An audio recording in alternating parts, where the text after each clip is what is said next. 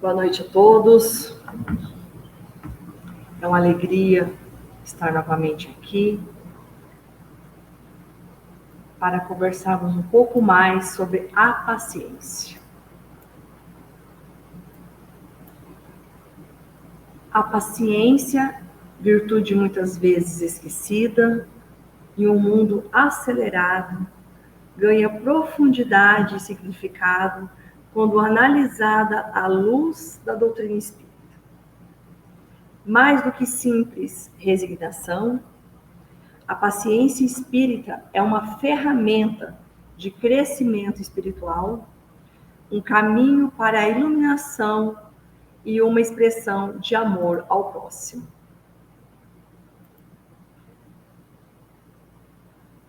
No Evangelho segundo o Espiritismo, no capítulo 9, no item 7, nós teremos uma mensagem muito profunda intitulada A Paciência. Nessa mensagem, ela é trazida que a dor é uma bênção que Deus envia a seus eleitos. Não vos aflijais, pois quando sofrerdes antes, bendizei de Deus onipotente que, pela dor neste mundo, vos marcou para a glória no céu. Na mensagem hoje lida pela Rose, no Caminho, Verdade e Vida, nós encontramos que o amor equilibra e a dor restaura. Que vem ao encontro dessa mensagem que nós encontramos sobre a paciência no Evangelho segundo o Espiritismo. E ela continua ainda a mensagem: sede pacientes. A paciência também é uma caridade.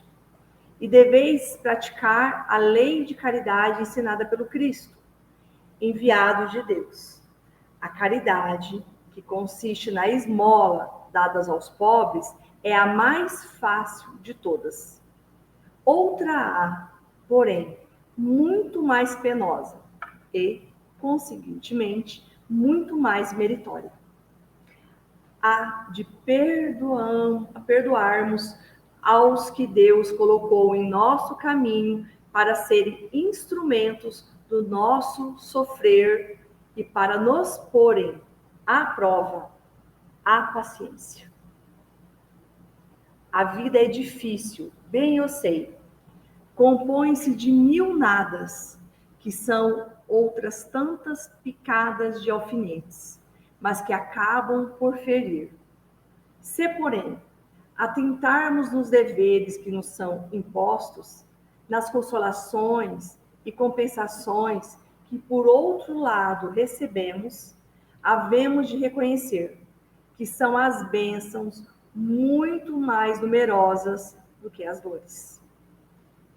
O fardo parece menos pesado quando se olha para o alto do que quando se curva para a terra a fronte.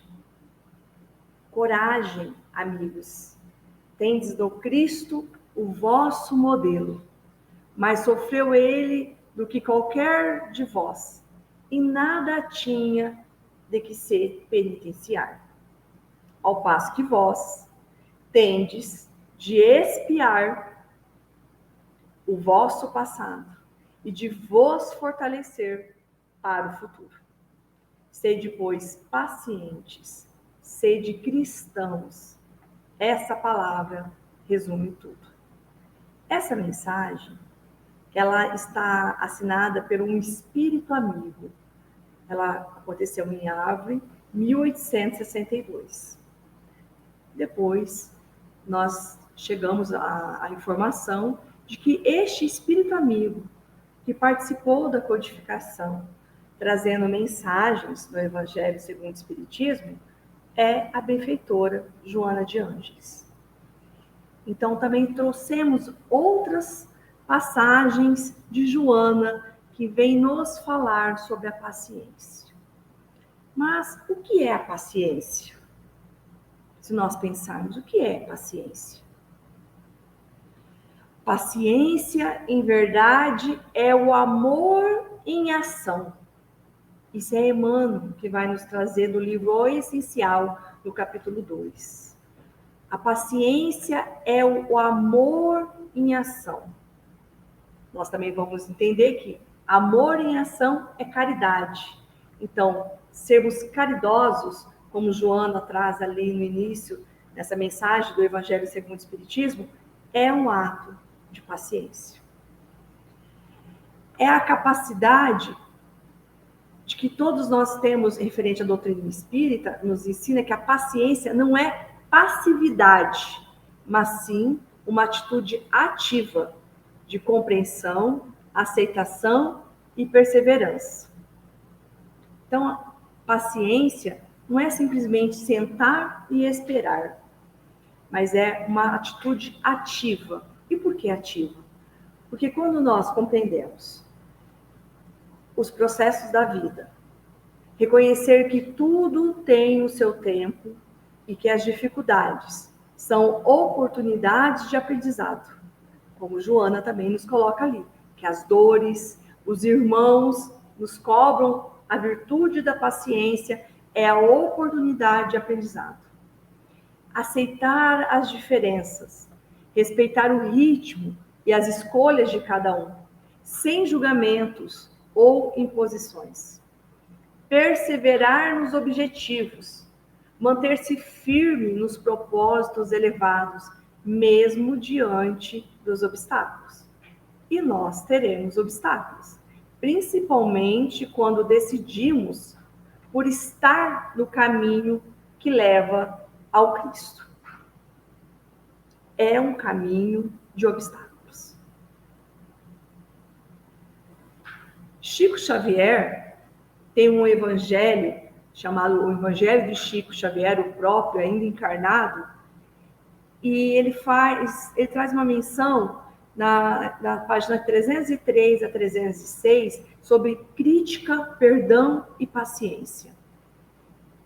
E ele traz assim: a liberdade de interpretação dos ensinamentos de Jesus é tamanha que nos deu também uma indicação muito grande para a crítica. Se somos criticados, respondemos com milindre e paramos de trabalhar. Se criticamos, criamos problemas para os companheiros. Quando falamos em perdão, não nos podemos esquecer, como sendo força geradora de paciência, que precisa ser utilizada com mais frequência com os amigos do que com os inimigos declarados. Os inimigos se afastam de nós, mesmo dentro da família. Quando abraçamos a transformação, somos colocados à margem. No grupo dos amigos, vamos encontrar uma batalha incessante, batalha de humildade, construída dentro do nosso coração, na superação dos obstáculos, em benefício da ideia que defendemos e professamos. A necessidade de sabermos realmente o que defendemos e o que professamos. Se estamos imbuídos desta ideia, convictos, nós vamos conseguir perseverar e não vamos nos abalar com os obstáculos que irão chegar. E trazendo a paciência para o entendimento da lei de causa e efeito, a lei de causa e efeito é um dos pilares da doutrina espírita. Ela nos mostra que as nossas ações geram consequências. A paciência nos ajuda a compreender que os frutos de nossos esforços nem sempre são imediatos, mas que toda semente plantada com amor e dedicação germinará no momento certo.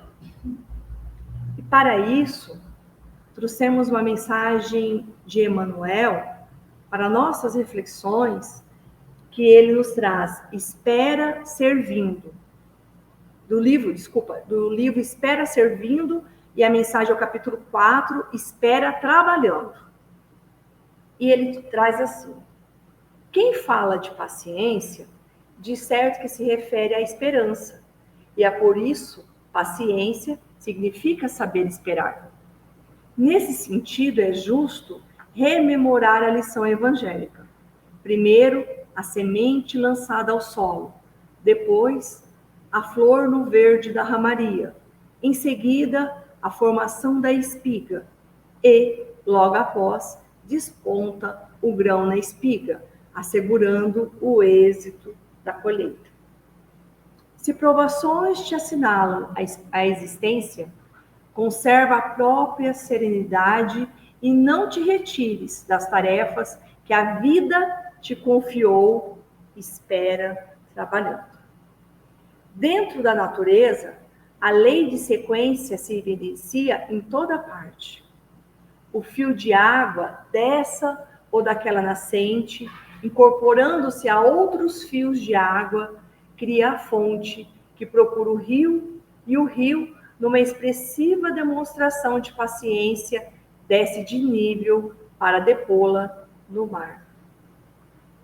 Nas horas de crise, que porventura te apareçam, aguarda com calma e compreensão a passagem do tempo, sustentando a paciência contigo, porque a paciência te alimentará a esperança, e a esperança te fará luz na vida interior, destinada a te fortalecer e a te guiar.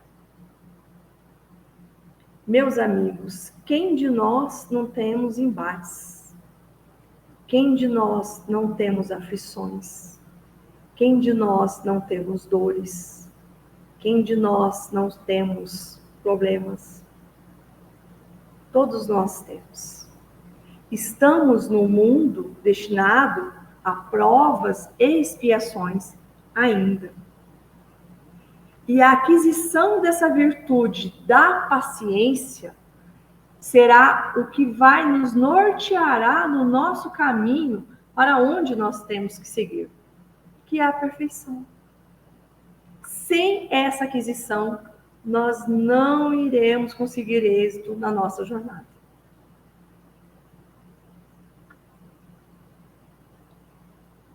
E com a paciência e a reencarnação nos oferece a oportunidade de evoluir através de diversas experiências.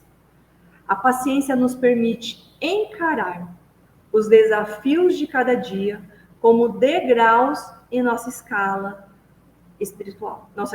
espiritual, compreendendo que o progresso é gradual e que cada um tem seu próprio ritmo. Não importa o ritmo, o importante é não parar. O importante é empregar esforços e continuarmos o nosso progresso. E a paciência é uma expressão de amor ao próximo, já que encontramos a instrução do Espírito da Verdade, que, primeiro, amai-vos e, segundo, instruí-vos. A paciência é uma expressão de amor ao próximo. Ao sermos pacientes, demonstramos compreensão, tolerância e respeito pelas limitações. A gente sempre comenta que quando vamos fazer uma palestra, o primeiro ouvido é o nosso. É o nosso que escuta as mensagens trazidas. É o nosso que vibra ao fazer o encadeamento das ideias. E a paciência também nos consegue olhar pelas limitações e as dificuldades dos outros, e assim ajudamos a criar um ambiente de harmonia e paz propício ao crescimento de todos. Aí uma pergunta: como desenvolver a paciência? Como? Como vamos desenvolver a paciência? uma virtude tão falada, tão desejada por alguns. Trouxemos 4 passos. O primeiro, o autoconhecimento. Reconhecer nossas próprias impaciências e trabalhar para superá-las. Não tem como eu me achar paciente e eu não ser impaciente. Então, eu preciso compreender se eu tenho a impaciência em mim e trabalhar para superá-la. Vencida essa etapa, Joana de Ângeles traz no livro Ser Consciente: a maturidade social surge naturalmente porque autoconhecendo-se e autotrabalhando-se, o homem psicológico torna-se harmônico no grupo e é aglutinador, compreensivo, líder natural, proporcionando bem-estar em sua volta e alegria de viver. Então, primeiro passo, o autoconhecimento. Precisamos encontrar em nós quais são os nossos vícios e quais são as virtudes necessárias para a aquisição. Sem esse autoconhecimento verdadeiro, nós vamos estar jogando milho aos porcos. Precisamos saber quais são os pontos que precisamos fazer a melhoria. Meditação. Praticar a meditação para acalmar a mente e encontrar serenidade interior. No Homem Integral, Joana de Ângeles traz: uma das diferenças entre quem medita e aquele que não faz é a atitude mental mediante a qual cada um enfrenta os problemas. O primeiro age com paciência ante a dificuldade, e o segundo reage com desesperação. E a reação é algo muito natural em nós ainda. Nós somos reativos. Como nós estamos no processo de aquisição, de autoconhecer, de melhorarmos, nós somos reativos. Quando alguém nos joga uma pedra, a gente já joga outras 2. É algo ainda natural em nós. Porque é o processo que nós estamos ainda. O processo de auto-burelar-se. A oração. Pedir aos mentores espirituais forças para desenvolver a paciência. No livro Leis Morais, por Joana de Ângeles, ela traz: o trabalho é, ao lado da oração, o mais eficiente antídoto contra o mal. Vou até ler de novo. O trabalho é, ao lado da oração, o mais eficiente antídoto contra o mal, porquanto conquista valores incalculáveis com que o espírito corrige as imperfeições e disciplina a vontade.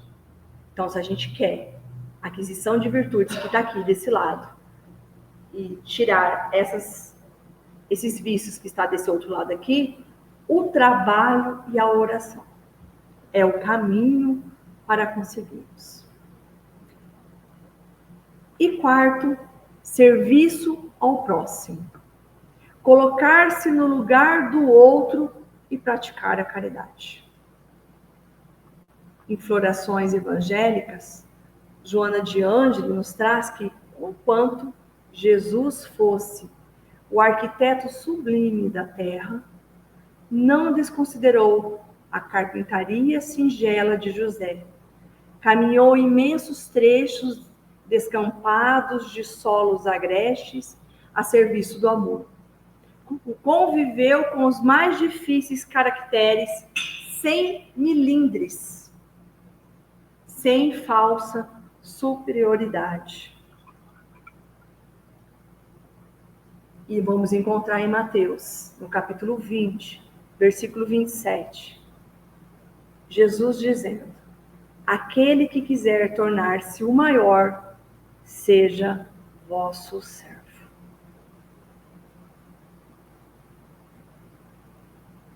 A necessidade de servir, a necessidade de estarmos em constante trabalho no bem.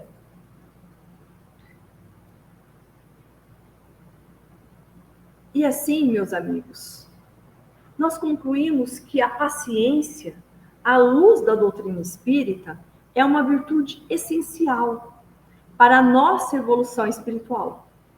É um caminho de amor, compreensão e perseverança que nos leva à paz interior e à harmonia com o universo.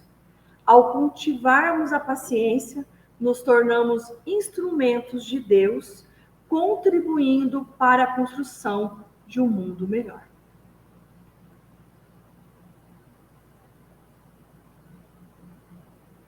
Mas, como estamos falando sobre uma virtude tão essencial que é a paciência,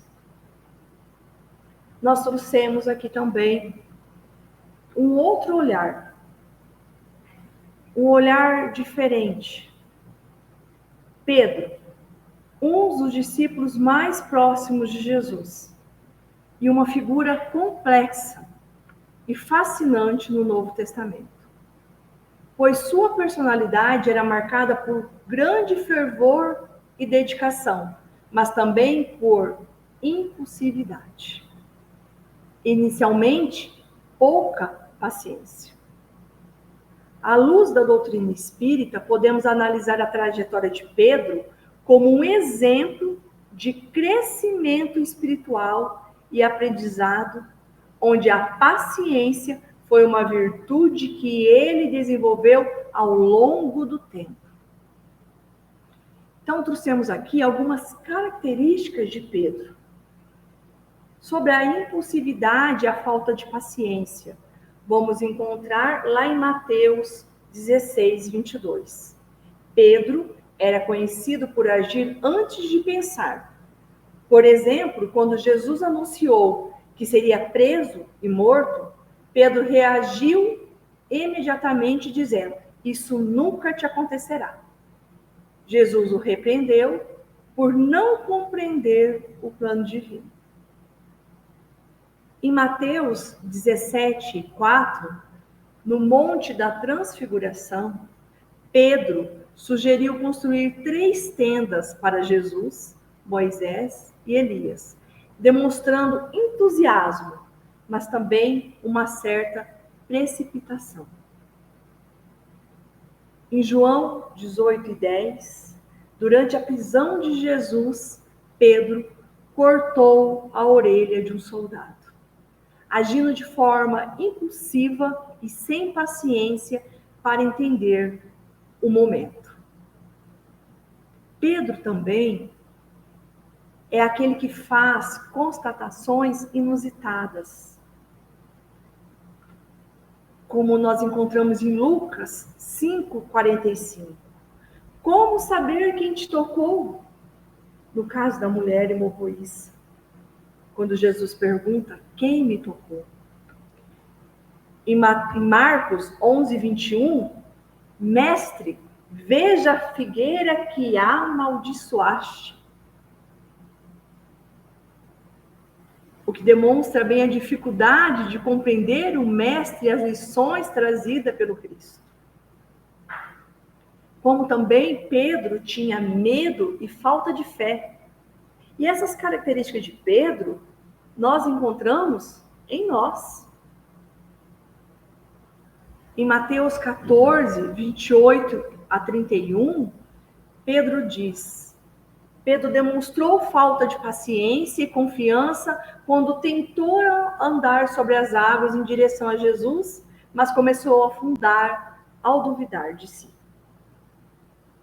em Mateus 26, 69 a 75, negou Jesus 3 vezes antes da crucificação, mostrando que ainda não havia desenvolvido a paciência e a firmeza necessária para enfrentar as adversidades.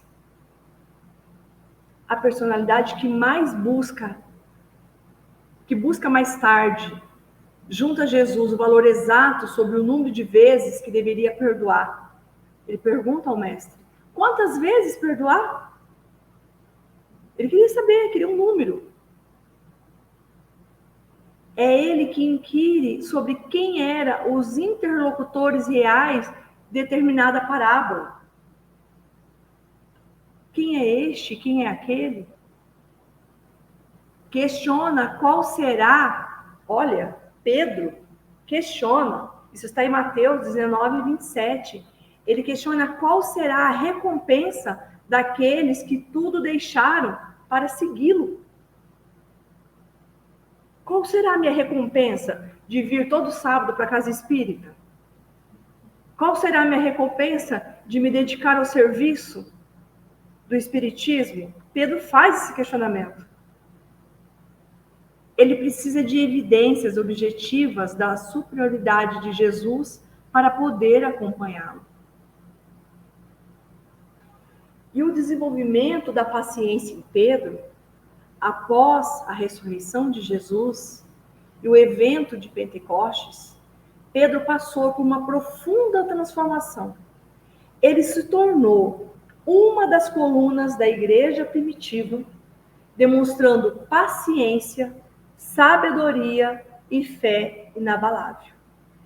Essa mudança pode ser vista como um processo de amadurecimento espiritual, alinhando aos princípios da doutrina espírita, porque ele encontrou aprendizado com os erros, ele aprendeu com suas falhas, e ao invés de deixar abater por elas, ou de se melindrar, ele usou-as como lições para o seu crescimento.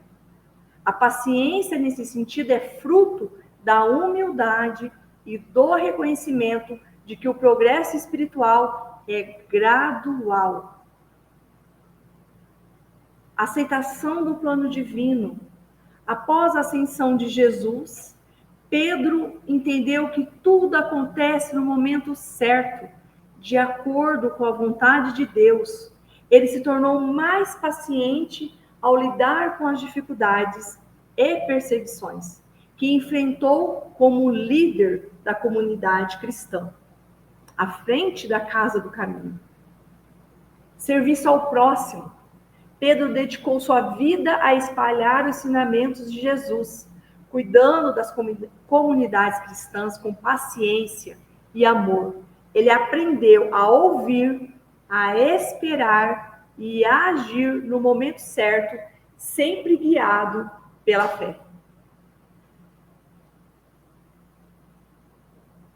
Com isso, nós refletimos que a trajetória de Pedro ilustra um processo de transformação moral como todos nós temos, onde a paciência é conquistada através das experiências e dos desafios da vida.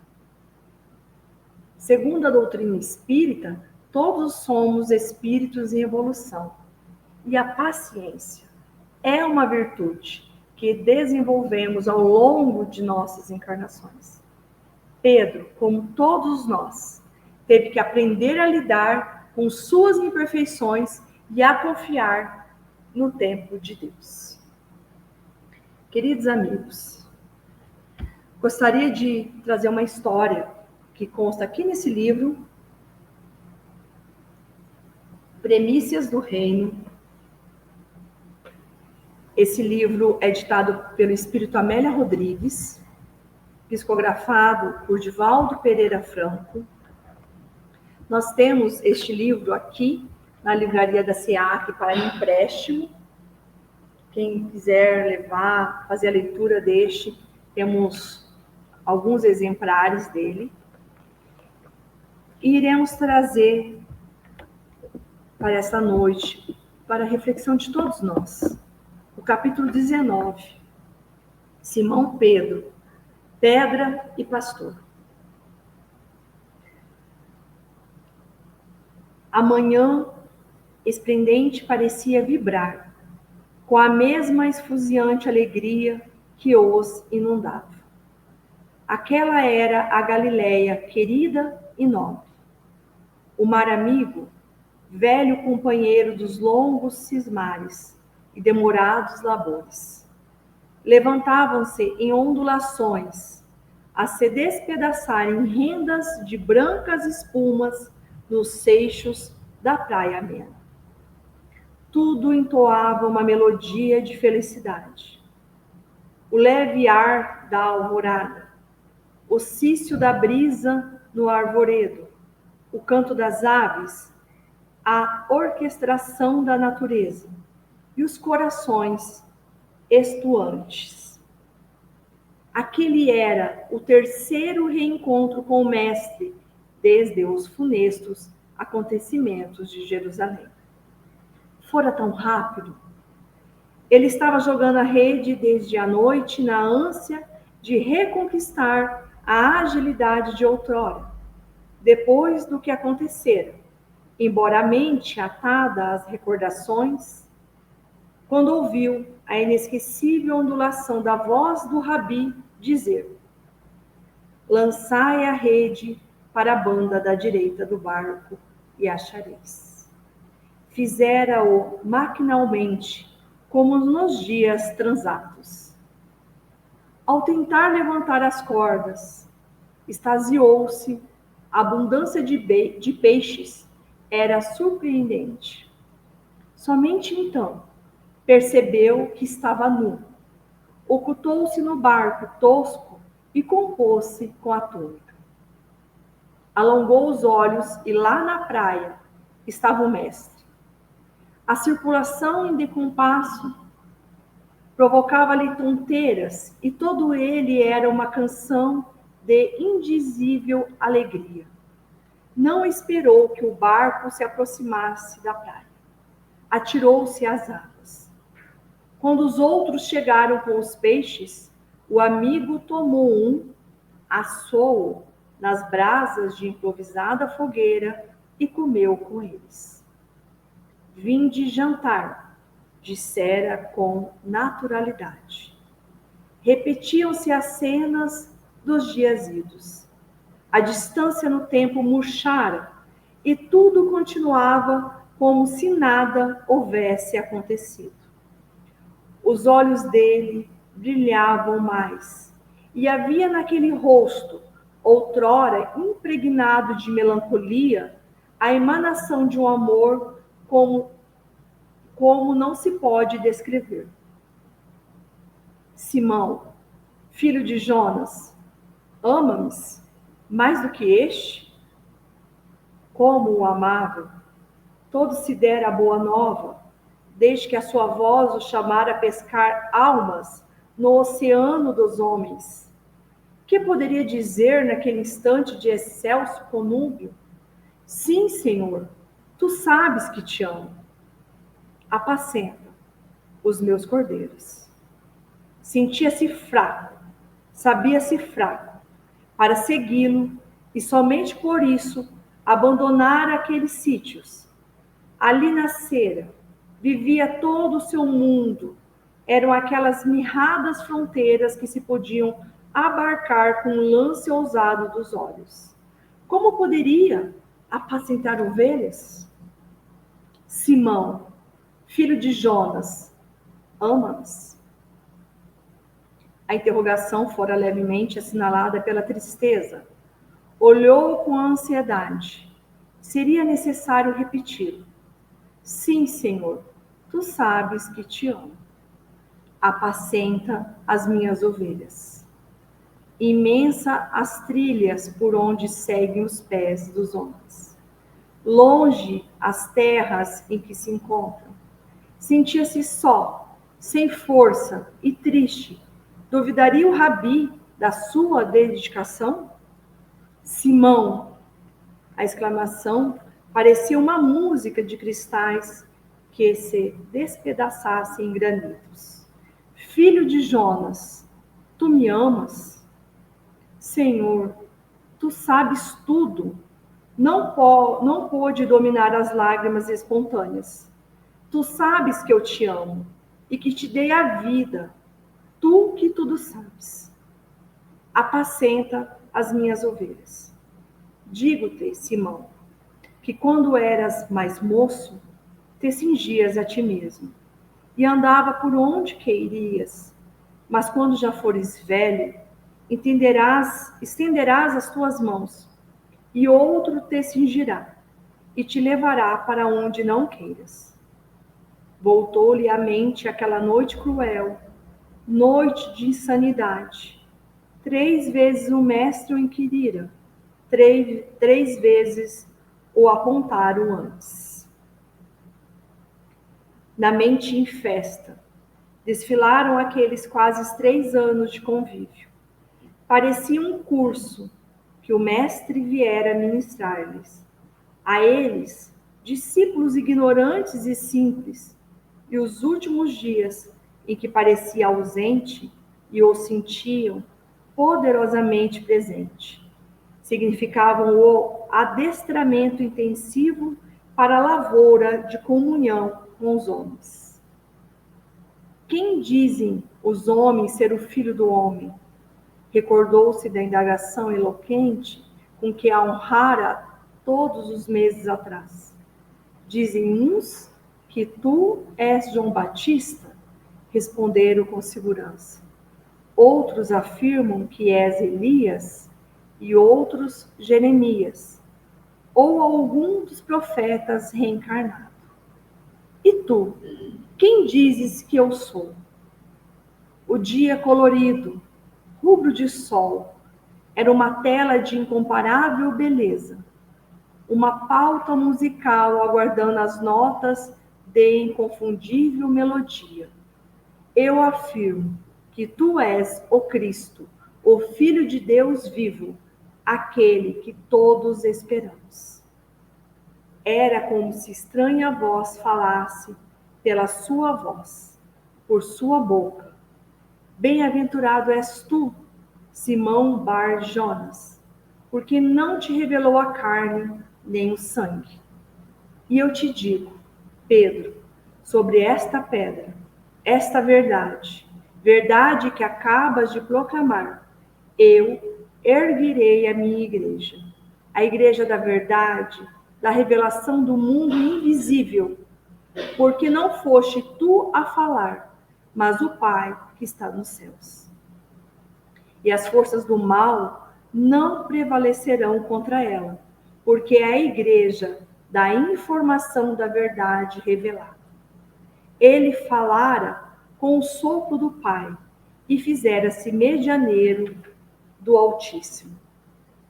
Conhecera o Rabi, quando os desencantos da vida lhe encaneciam os primeiros cabelos. Acostumado às fainas do mar, aprendera a respeitar a lei e os profetas. Entendia pouco, no entanto, as sutilezas de discussões que tomavam todo o tempo na sinagoga, como os argumentos de que eles se utilizavam para perseguirem e malsinarem os já afligidos e atormentados em si mesmos. Os sacerdotes e levitas conheciam-os, ostentavam a brancura dos trajes, mas conservaram, negros e sujos, os espíritos e os corações.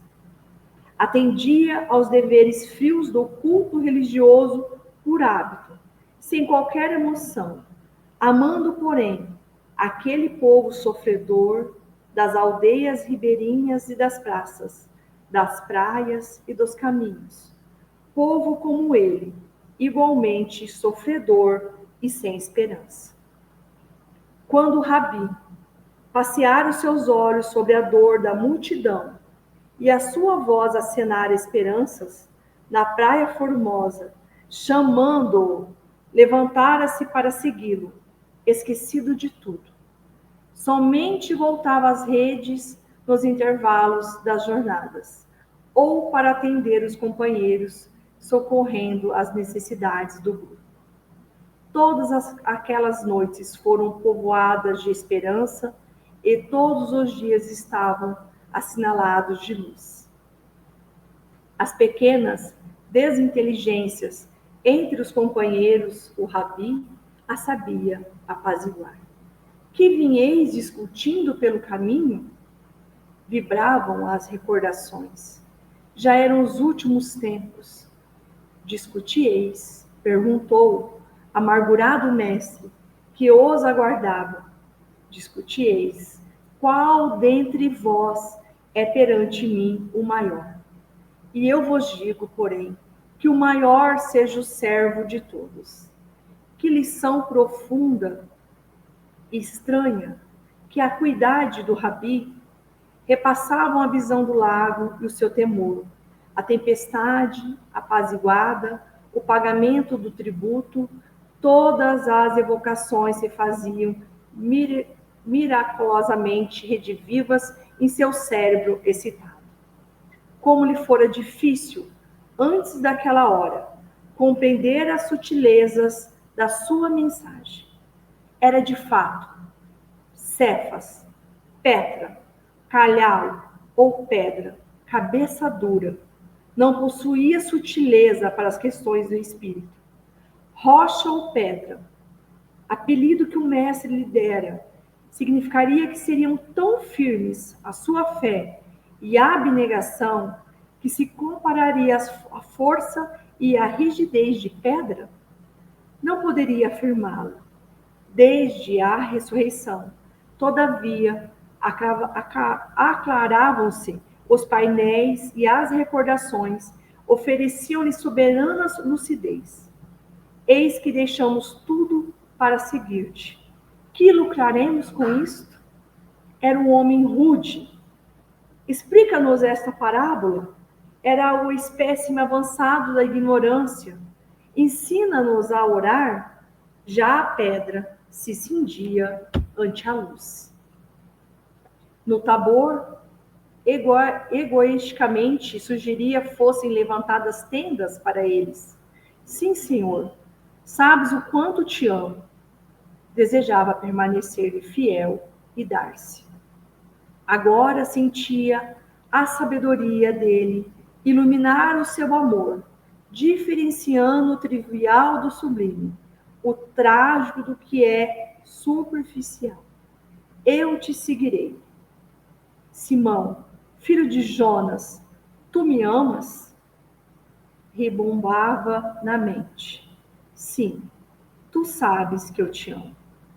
Estava desde agora estreitado ao Rabi, entregue aos seus cordeiros. Dias depois viu-o acender entre as lágrimas da saudade e da gratidão profunda. Desceu de Betânia a Jerusalém e foi apacentar os cordeiros do seu rebanho. Na casa do caminho, ou na estrada de Jopa, ou em Antioquia, no mundo mediterrâneo, ou em Roma, a venerada figura de Simão Pedro foi a pedra angular da Igreja de Jesus para a humanidade, o emérito missivista da arregimentação da fé e da esperança até o momento em que, na Babilônia, com Paulo, ampliando e mantendo os horizontes da fé viva, outras mãos cingiram suas mãos e o levaram ao testemunho. Foi o discípulo por excelência, Simão Pedro, pedra e pastor, que se levantou do engano para viver Jesus até o último instante, apacentando os cordeiros do seu rebanho de amor. Queridos irmãos, Pedro não era naturalmente paciente, mas tornou-se um exemplo de paciência e fé após um longo processo de aprendizado e transformação. Sua história, sua vida, sua vivência nos inspira a perseverar, mesmo diante de nossas falhas, e a confiar que com esforço e dedicação podemos desenvolver as virtudes necessárias para a nossa evolução espiritual. A paciência, como ele demonstrou, é uma conquista que nos aproxima de Deus e dos ensinamentos de Jesus. Gratidão a todos. Agradeço os ouvidos caridosos, a paciência de me ouvir.